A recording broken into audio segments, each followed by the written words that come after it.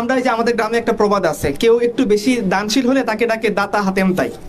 তো এত বেশি দানশীল ছিল এবং আরবের মধ্যে তার দানশীলতার জন্য সে খুবই প্রসিদ্ধ ছিল, আরবের লোকেরা মুখে মুখে যুগ পরম্পরায় তার কথা প্রচলিত ছিল। কিন্তু তার ছেলে আদি রাদিয়াল্লাহু আনহু, তিনি পরবর্তীতে ইসলাম কবুল করেছেন। তো তিনি যখন রাসূলুল্লাহ সাল্লাল্লাহু আলাইহি সাল্লামের সাথে কথা বলতেছেন যে আমার বাবা তো এই করছেন, তিনি কি আমাদের দিন কি পাবেন, রাসূলুল্লাহ সাল্লাল্লাহু আলাইহি সাল্লাম বলেছেন কিছুই পাবেন না। মানে তিনি দানশীলতার ক্ষেত্রে একজন প্রবাদ পুরুষ, যার কথা যুগের পর যুগ চলে আসছে, কিন্তু তিনি আল্লাহর কাছে কিছুই পাবেন। কেন পাবেন না? ঈমান না থাকার কারণে। তার মানে আমাদের জীবনের মধ্যে সবচেয়ে দামি জিনিস কোনটা? ঈমান, যেটাকে আমরা বলতে পারি হিদায়াত। হিদায়াত নসিব হলে একজন মানুষ ঈমানের উপর টিকে থাকতে পারে বা ঈমান কবুল করতে পারে।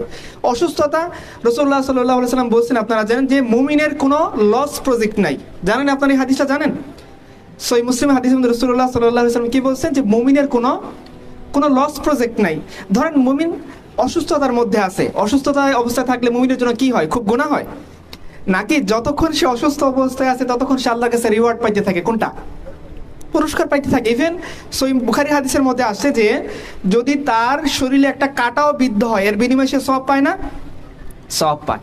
এবং আরেকটা হাদিসের মধ্যে আসছে যে অসুস্থ ব্যক্তির দোয়া ফেরেশতাদের দোয়ার মতো কবুল হয়। আচ্ছা, তার মানে অসুস্থ অবস্থায় থাকা, একটু রুগ্ন অবস্থায় থাকা, দরিদ্র অবস্থায় থাকা বা সমাজের থেকে একটু স্ট্যান্ডার্ড নিচে থাকা, নিম্নবিত্ত বা আরও নিম্নবিত্ত হয়ে যাওয়া, দরিদ্র হালতে থাকা, অসহায়ত্বের মধ্যে থাকা, মজলুম অবস্থায় থাকা, এগুলো কোনোটাই আমার জন্যে দুঃখের কারণ না, লসের কারণ না। বরঞ্চ আমার জন্য সবচেয়ে বড় লসের কারণ কোনটা? ঈমান না থাকা, হিদায়াত না থাকা। আমাদের একজন আম্মাজানকে সাহাবীরা জিজ্ঞাসা করছেন যে রাসূলুল্লাহ সাল্লাল্লাহু আলাইহি সাল্লাম কোন দোয়াটা তিনি বেশি বেশি পড়তেন, বলেন তো কোন দোয়াটার কথা তিনি বলছেন?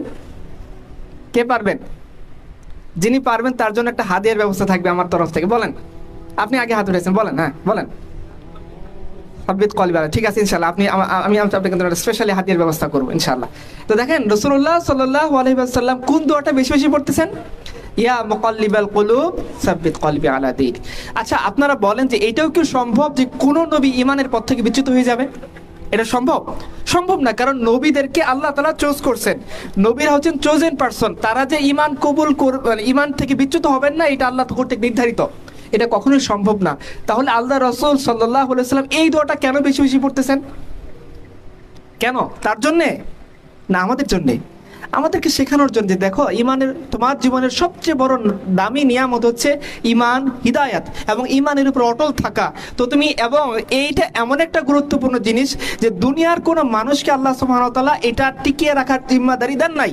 না এনএসএ এর কাছে আছে, না সিটিটিসির কাছে আছে, না কোনো ইমাম সাহেবের কাছে আছে, না কোনো ইমাম মুয়াজ্জিনের কাছে আছে, না মাদ্রাসার কোনো মুহতামিমের কাছে আছে।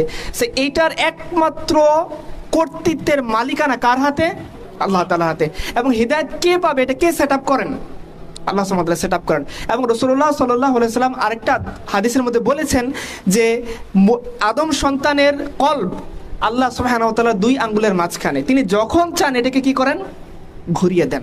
তার মানে হেদায়েত কে পাবে, কে হেদায়েত থেকে বিচ্যুত হবে, কে হেদায়েতের পথে অটল থাকতে পারবে, কে পারবে না, এটা কে ঠিক করেন? আল্লাহ সুবহানাহু ওয়া তাআলা ঠিক করেন। এবং আল্লাহ রাসূল বারবার বলছেন কি এটা হচ্ছে দুনিয়ার সবচেয়ে বড় নিয়ামত, যেটা আল্লাহ সুবহানাহু ওয়া তাআলা এজ এ বান্দা হিসাবে, মানুষ হিসাবে কোনো মানুষকে তিনি দান করে থাকেন। একটা ঘটনা বলি, তাহলে বোঝা যাবে যে ব্যাপারটা আসলে কতটা ফজিলতপূর্ণ বা কতটা দামি। হ্যাঁ, ধরেন আপনারা জানেন রাসূলুল্লাহ সাল্লাল্লাহু আলাইহি ওয়াসাল্লামকে একজন ব্যক্তি ছিলেন যিনি ঈমান কবুল করেননি, কিন্তু তিনি রাসূলুল্লাহ সাল্লাল্লাহু আলাইহি ওয়াসাল্লামকে সাহায্য করেছেন। তার নাম কি? আবু তালিব, রাসূলুল্লাহ সাল্লাল্লাহু আলাইহি ওয়াসাল্লামের চাচা। উনি যেদিন মারা যাচ্ছেন, আল্লাহ রাসূল তো বারবার তার সাথে কথা বলছেনই, তিনি যখন মারা যাচ্ছেন তার অসুস্থ অবস্থায় কুরাইশরা আসে তার সাথে কথা বলতে। কেন আসছে?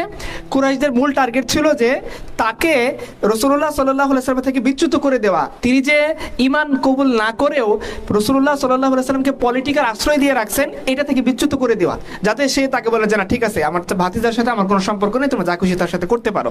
কারণ তিনি তখনও পর্যন্ত মক্কার সবচেয়ে বয়োজ্যেষ্ঠ নেতাদের একজন।